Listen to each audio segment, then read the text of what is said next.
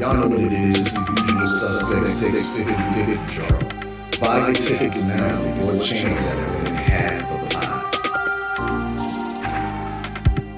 Cash App, $, usual 50/50. Tickets on sale for $10 for one, $20 for 3 tickets, and $50 for 10 tickets. Put your desired amount, name or alias, as well as the email address, and your tickets will be set. We announce the winning ticket numbers every other Friday on Queen's Boxing Talk Bullshit on the Beltway, 8:30 p.m. Eastern Time. Remaining proceeds will go directly to the LBC meeting group in Las Vegas. Shout out to the LBC and remember, it's a usual suspect tag. Y'all know what it is, it's the Find the Boxer game. Purchase a box for a chance at winning $500. 154 boxes have a missing boxer inside. Purchase your box or boxes by Cash App, $, usual 50/50. Include your box number, name, and email address. Your box number will be confirmed and sent directly to your email. Each box is $20, with a 1 in 54 chance of winning. Remaining proceeds will go directly to the LBC meeting greet in Las Vegas. Shout out to the LBC, and remember, it's a usual suspect tag.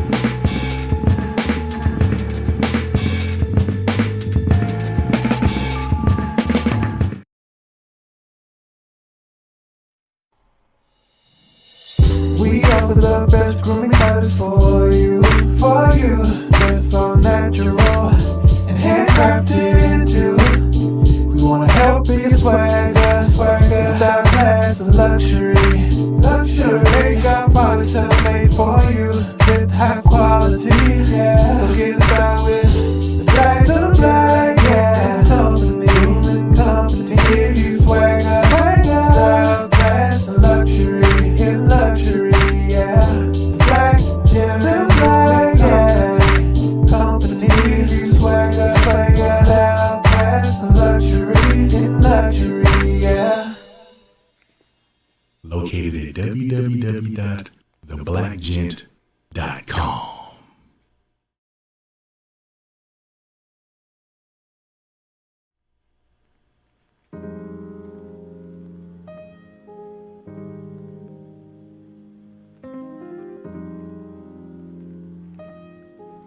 Yo.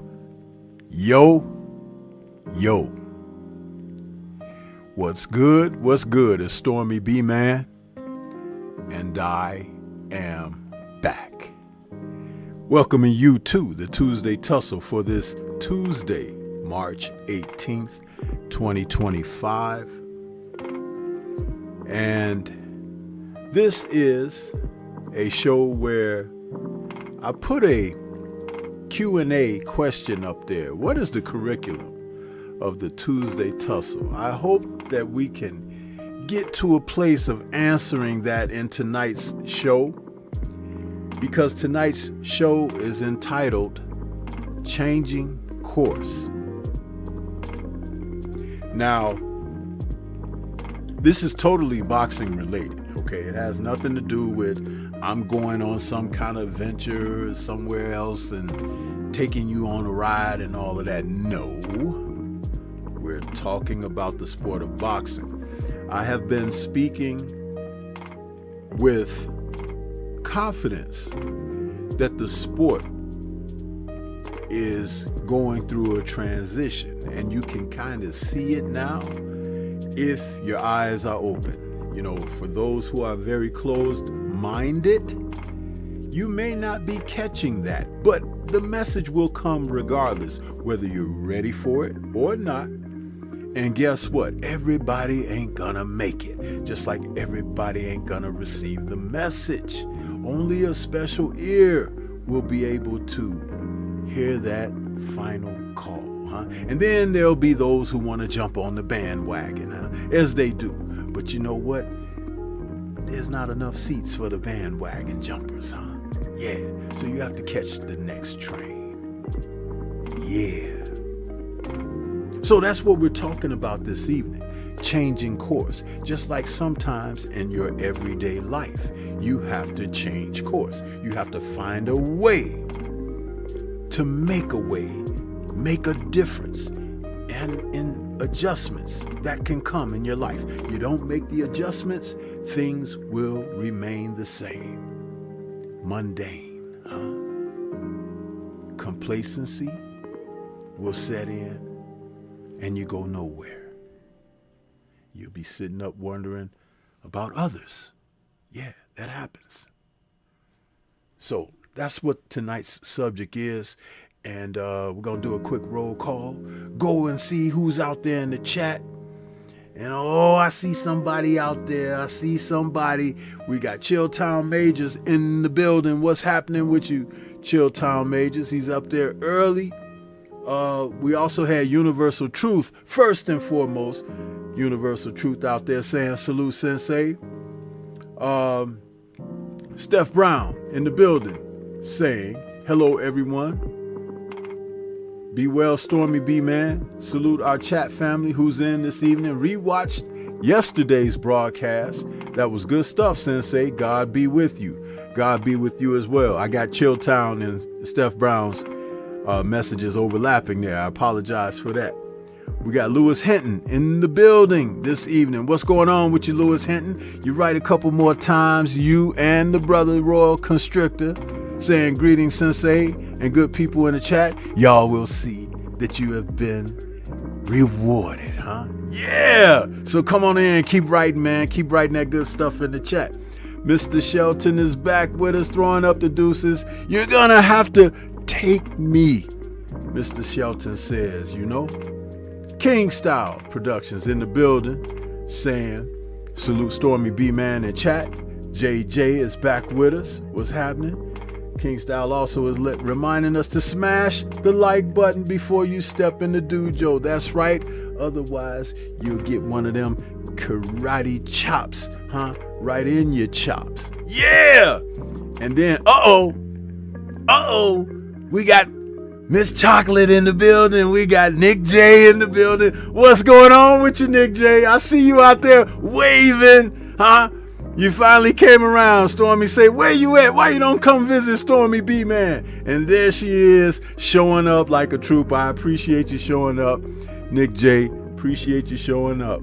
And my brother, the General, 78 Sports TV, is in the building this evening. He says, Stormy in chat, what it do? Hey, listen, General, I wanted to say this, man. I did not see your Cash App yesterday during the Nerd Show. I saw it after we wrapped the show. So I wanted to say thank you and blessings, brother, for your donation to the show last night. Sometimes, you know, when the people leave me a Cash App, you have to say Cash App, Sensei, because we be cooking and everything and I forget to check, you know, for the, you know, and that's what happened with last night, General. So, but I appreciate you, brother, for the donation that you left for the show yesterday evening. And I'm glad you're here so I can say it to you, you know, directly over the airwaves. You know what I'm saying? So appreciate that so much. Snoopy Mac is back in the building, saying salute to the wise one, and he's saluting everybody else. Yeah. And who else we got out here? That's everybody else is greeting one another at this time. But like I said, Lewis Hinton and Royal Constrictor, you keep on writing in there, brothers. You will see you brothers have earned the merit of a wrench from Stormy B Man. I got around to it, but I just wanted to let you know that, you know, I be paying attention who comes around, huh? Yeah. So thankfully, you guys have, you know, made the grade, huh? Look at Nick J. She says, I had to make sure to pull up. That's right. You know, and Stormy still got that candy. You know what I'm saying? So it's like, show up and bring an apple for the sensei. Yeah. So, listen, you guys, talking about changing course. The sport of boxing is going through a renaissance of some sorts, huh? And a change. And I believe that the change is for a good reason, because things have become stagnant in the lakes, rivers, oceans of boxing. We've seen outside influences, let's just say of the illegal sort. We've seen managers, promoters, and other culprits take advantage of fighters financially and psychologically. That's been from day one, when they pitted the first man from a red corner to another man across in the blue corner. These things have gone on in the sport. However, modifications have come. Even more rules have been added to the sport, such as the Marquess of Queensberry rules, and where we had rounds. They used to fight for 100 rounds or less. Yeah. Then championship fights got down to 15 rounds, and then eventually reduced down to 12 rounds. Sometimes rounds in the early days, they would end when someone got knocked down. Yeah. So the rules have changed quite a bit. But one thing has remained. We have warriors in the sport who will put it on the line. And it takes a special kind of person to become a professional fighter. This is one of the reasons why you shouldn't really try to be so dismissive of participants. Because are you willing to do it? To get punched in the face for a living? See, you have to think about those things. Now, the other aspect of that is, though we sit and we gape in awe of what they can do physically in there, whether it's what they endure, what they put out, what they show as far as courage, what they show as far as cowardice, what they show as far as the thinking aspect, and the exhibition of the physical abilities. All of these come together to entertain us and to enthrall the participants, because there's a tremendous adrenaline rush that takes place when fighters get in to do what they do and they work their magic. The other aspect of that is fighters being taught, trained, mentored properly, where they can execute to the totality and the full completeness of what they bring to a ring. That's where we can get an appreciation for what was always noted as the sweet science. But somewhere along the way, certain people who were overseers and those who greenlit as well as held up matches from taking place, they began to tell you, the public, who will pay to buy that ticket, you don't know anything about boxing. Boxing is a business. And so therefore, that fight that you've been chomping at the bit to see, it's not gonna happen because it's not ready yet. First of all, do you remember just a few streams ago, I was talking about how they like to talk to you like you don't know what you want in this society.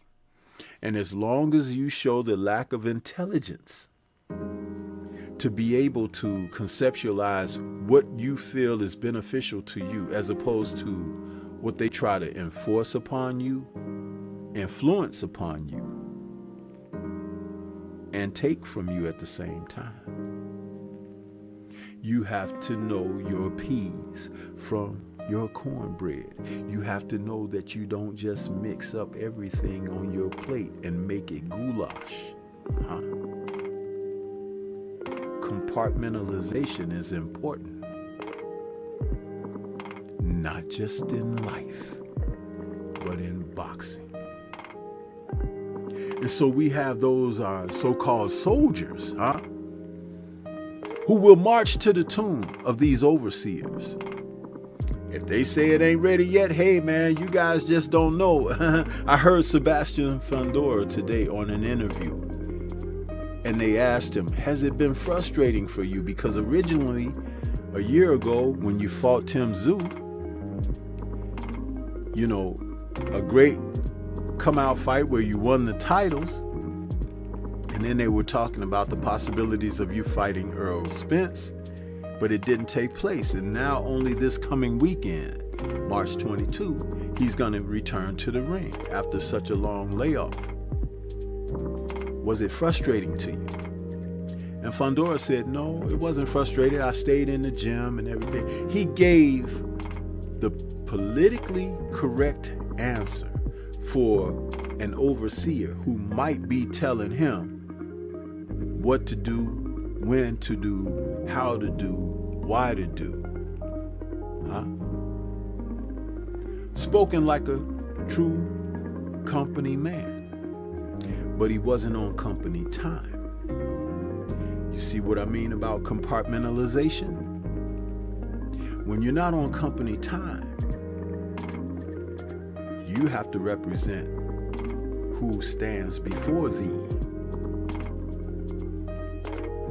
There's no way in hell that young man hasn't been frustrated. Remember, when he defeated Tim Tszyu, he originally said he wanted to face Bud Crawford. They stuck Errol Spence in the ring with him, even though Errol hadn't officially announced a comeback or return to the ring, or even what was going on in his personal life as far as he made a change in trainers or all of that kind of good stuff. But there were words going on even behind the scenes, even as they went to the dressing room in the post-fight press conference. Fundora's dad was saying one thing, Fundora was saying another thing, and the overseers were saying another thing. So now finally this coming weekend, Chordell Booker gets an opportunity. Who is Chordell Booker? Well, I got a video coming up. You'll see it in a couple of days. It'll premiere. However, changing course is what's happening here because of the influences of Turki Al-Sheikh and the Ring magazine owner, proprietor, and how they're trying to go about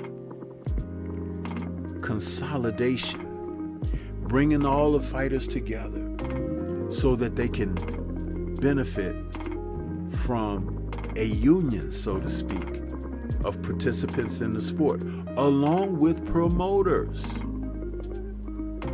Those left on the outskirts early on is being considered are the sanctioning bodies who have really run the sport into the toilet with mismanagement of ratings, rankings, judgings, and the divvying out of title belts, where there are so many that it actually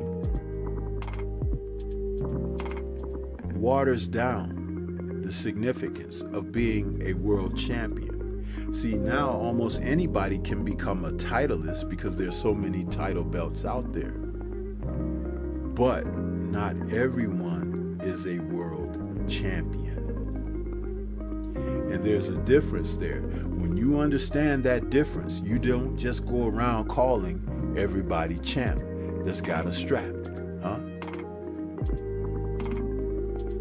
That's right. And so the changing of the course is boxing being taken in a direction where there will be some who get a chance to ascend to greater heights by the choice of wanting more out of the sport. And then you'll still have those who The overseers, when they point the direction, just like a hunting dog, they'll go where they're being directed. And it is going to be up to you, the paying public, the ones who watch on television, the ones who go to the events. It's going to be up to you to decide what's important to you. What do you want on your plate? Remember, we all don't dine the same, huh? But you do have to understand that just like metaphorically speaking, in reality, what you put on your plate can be awfully effective to your health, huh? Yeah. And so if you put enough of the trash in boxing on your plate, guess what you're gonna get, huh? A stomach ache. Yeah! How about that?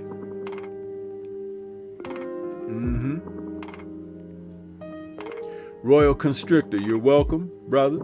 You're welcome.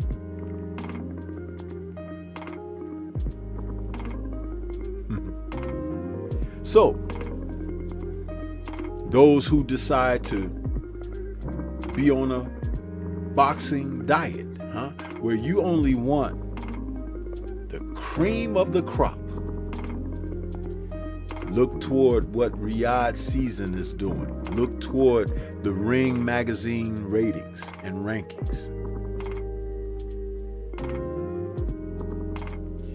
When it comes to Dana White, you're going to have to look toward what's being manifested as far as the younger fighters coming into boxing and how they'll be guided through their careers.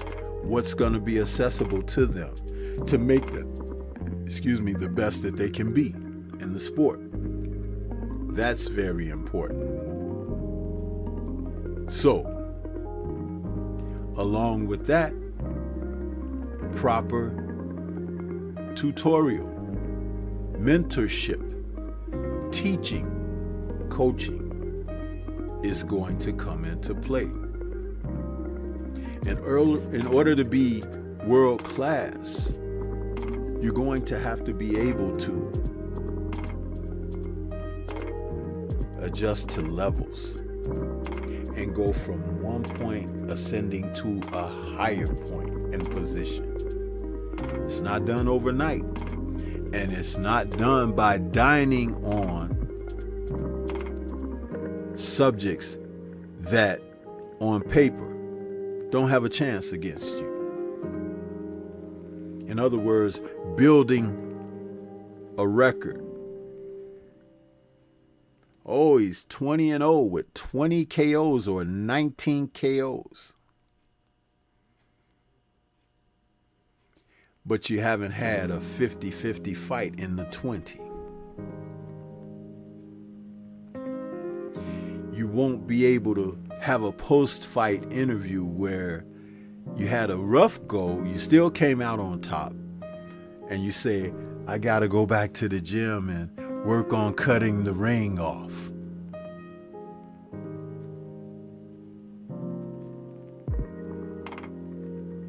Or, I'm not fighting a guy like that no more. Or, he's too tall. Or,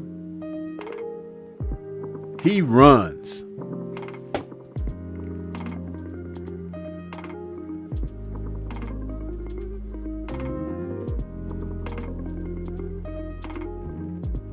He runs?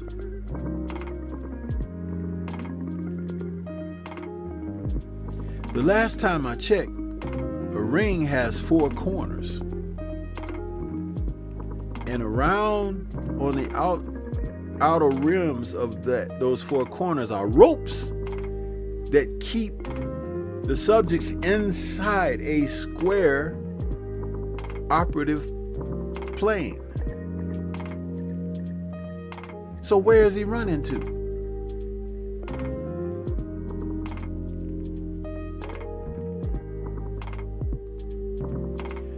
Boxing is a lot like driving. You have to be able to judge distance very well. Sometimes stop suddenly on a dime. Sometimes come to an easy stop. Sometimes you may have to make a hard right or a quick left. You may have to back up and readjust before pursuing and going forward. A tremendous analogy, boxing and driving. And if you lose control of your vehicle, you crash, right? Accidents do happen, don't they?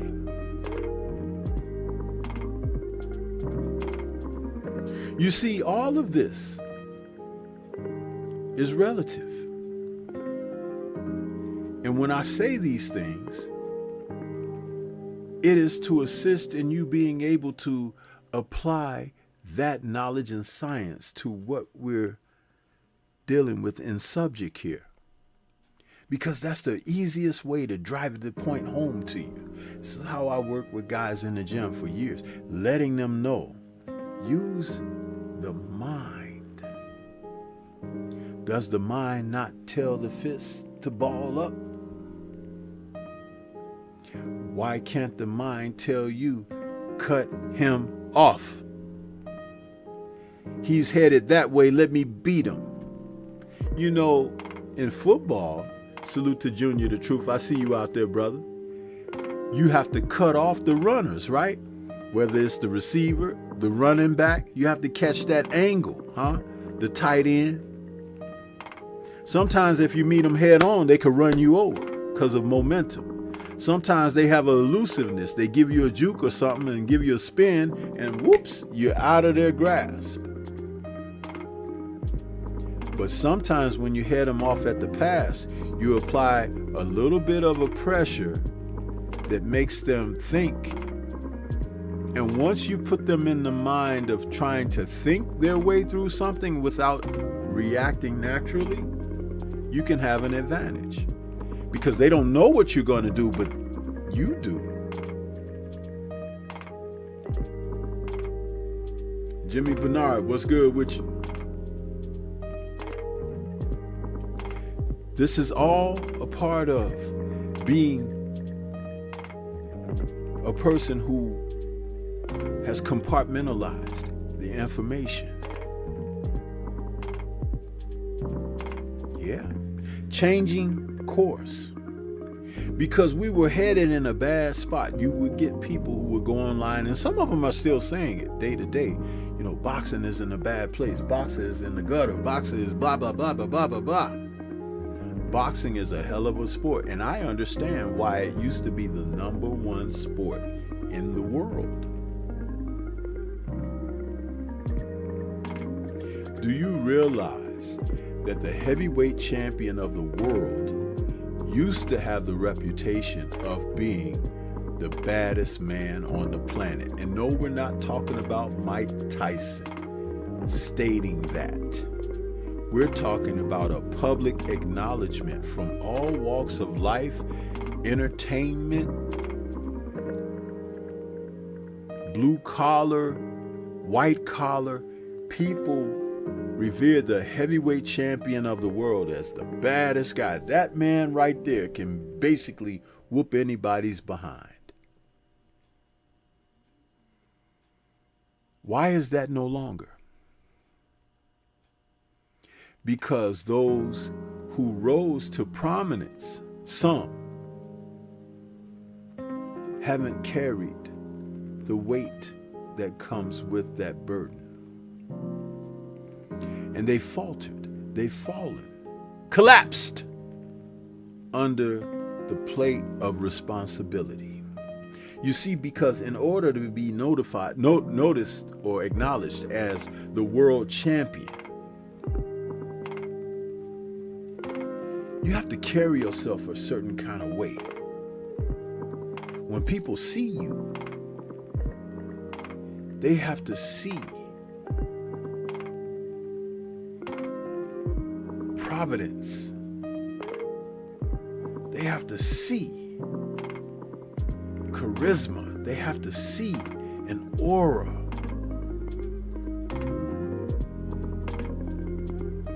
That's what they have to come to grips with.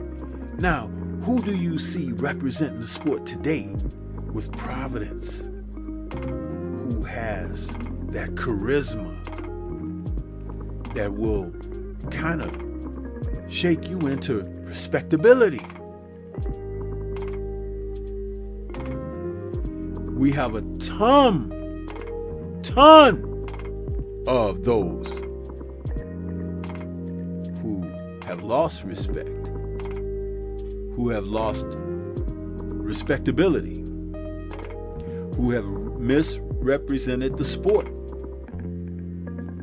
And we have those who have jumped on the bandwagon to be protective of that. You know why that is? I'm going to tell you why that is. Poor character can make a person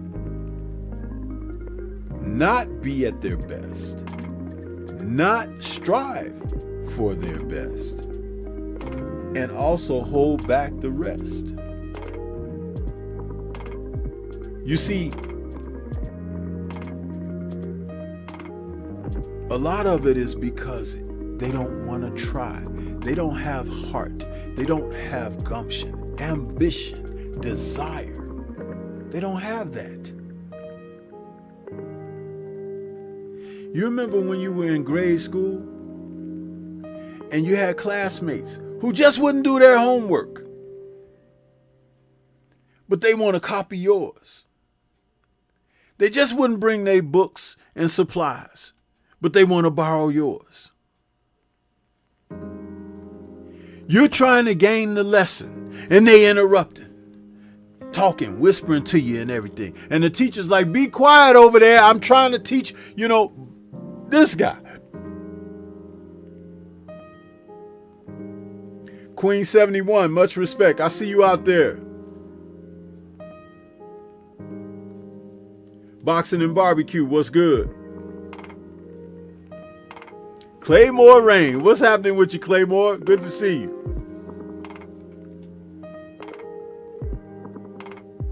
But that person in the class, you ever wonder what happened to them?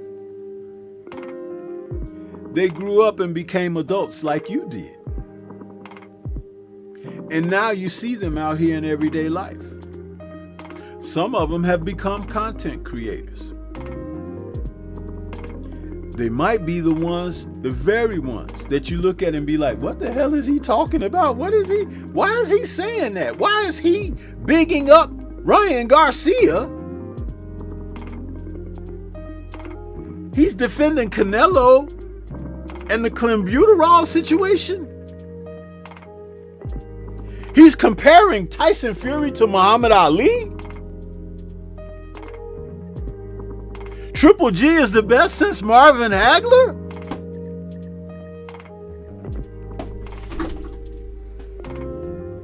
It's enough to make you mad.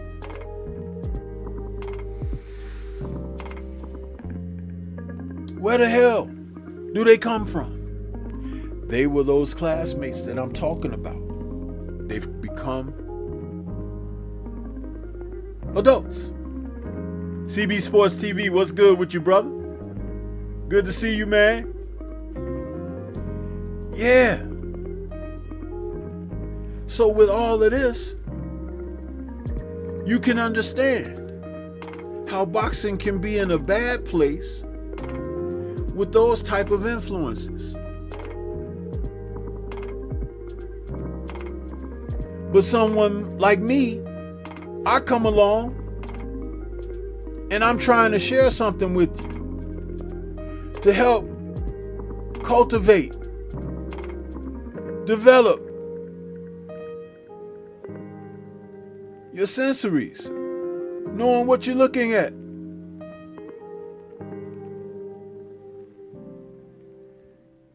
Because it's important. Sometimes you need corrective lenses. And it means more than just pulling up doing this kind of stupid stuff here. later for this foolishness here.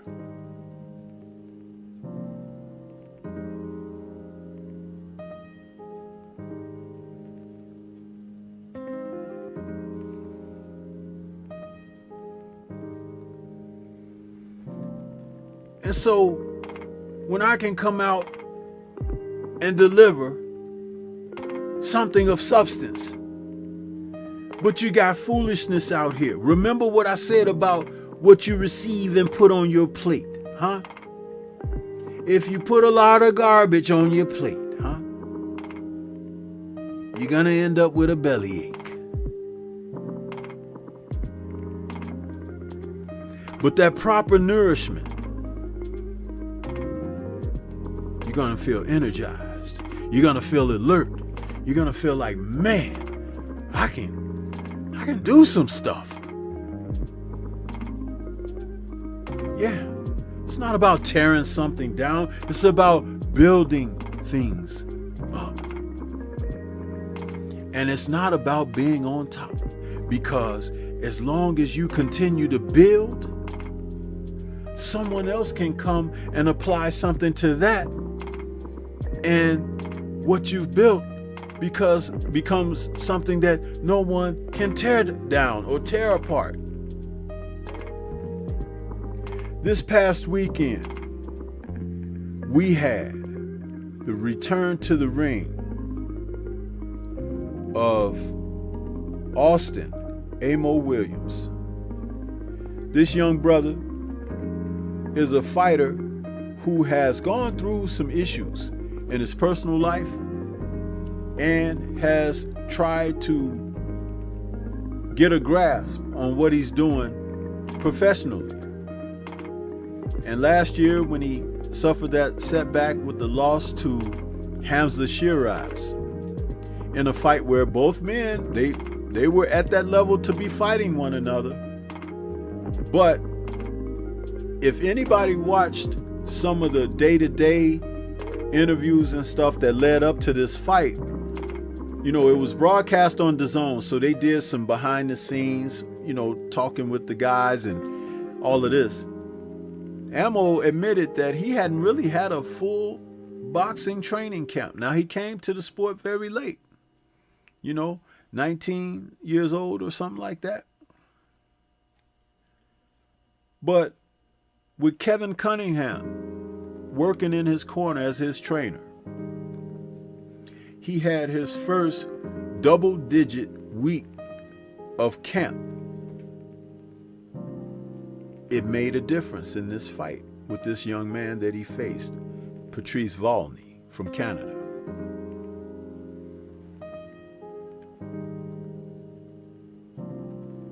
Volney mirrored some of the situations that he had to confront when he fought Shiraz.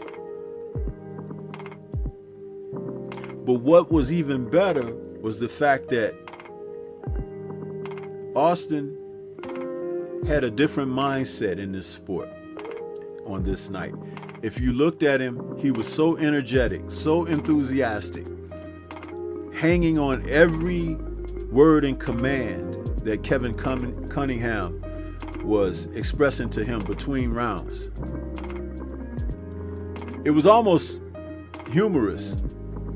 But if you know the personality of the young man, then you can understand why he's like that.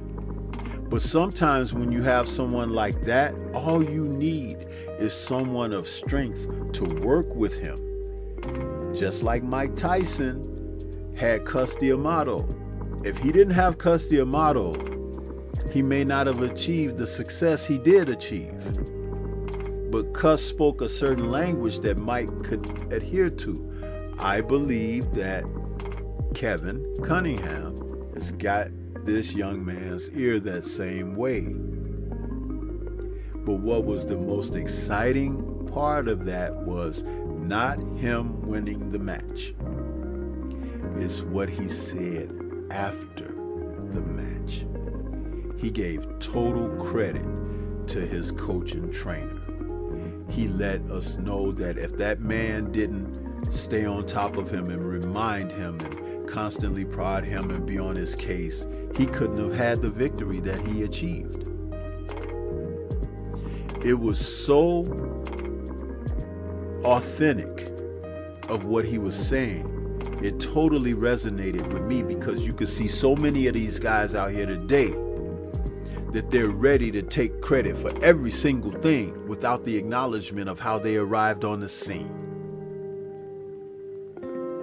But as soon as something doesn't go in their favor, the excuses and everything come into play, and it's always this, and I was sick last week, and I was, I had trouble, with my significant other, and all kinds of foolishness. I was hurt, and this, my hands, whatever.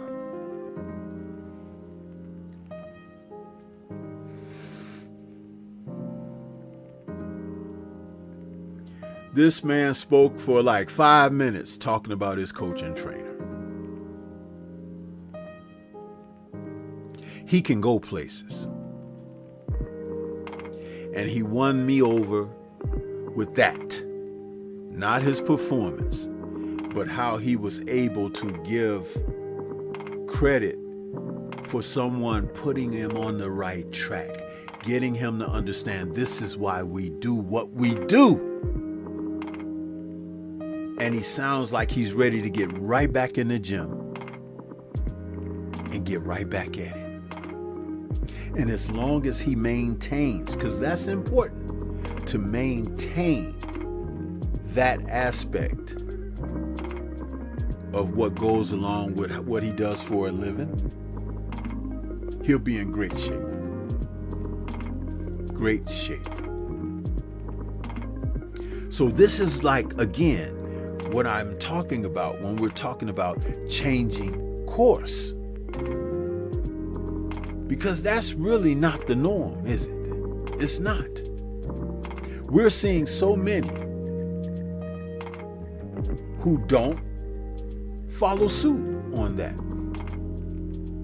But they'll tell anyone from here to the mountains how great they are, how they feel they're the best. They're not facing those that can challenge and give you an idea of where they may be placed amongst the best. And they're existing superficially out here. Absolutely. But this is what it comes down to. Changing course. Because if something's not working, if you're not getting the result that you desire,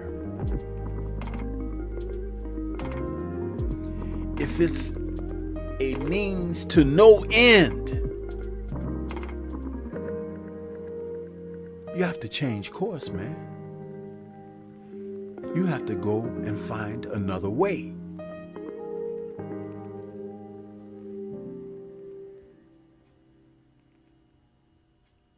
%1,000%.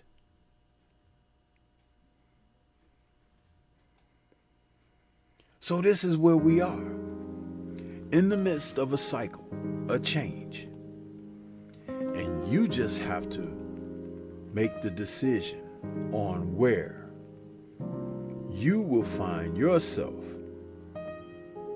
and where you compartmentalize your priorities when it comes down to this sport of boxing, just like you have to do in your personal everyday life. Yeah. Absolutely. It makes a difference, people. Totally makes a difference.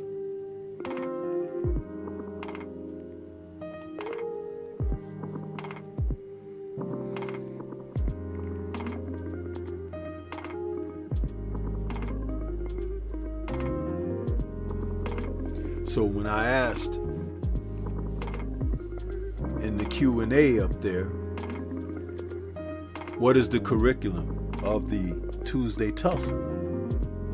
Does anybody have an answer for that for me? You can write it in the chat. What is the curriculum of the Tuesday Tussle? This show. You see, because YouTube thinks what they think. Whatever. But what you think is very important, because it defines why you may be here. Or not. And when I say not why, but not you being here. Yeah. But it's very interesting that this evening, for this conversation, some of the brothers and sisters who showed up this evening, that they were here for what I had to offer. You see, because that's what the Tuesday Tussle is about, really, at the end of the day. And you're not going to get this anyplace. You're not. Boxing and life. Life and boxing, huh?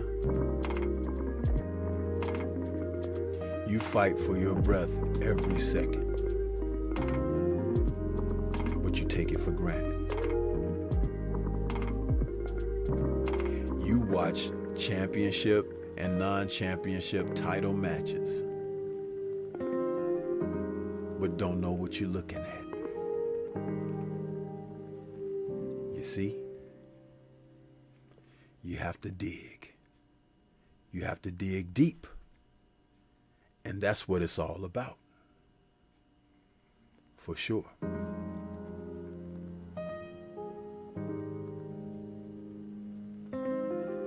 Let's take a moment as we hear from my man, the focus ball. Get ready to take your striking game to the next level with the focus ball. Dramatically improved footwork, timing, head movement, hand-eye coordination, reflex, and overall fight IQ. It's lightweight and extremely portable, so you can train every time, everywhere. When you don't have a coach to do mimic work, get a focus ball. When you don't have a heavy bag to hit, get a focus ball. When you don't have a sparring partner, get yourself a focus ball. And when you just want to have fun punching and kicking, get a focus ball.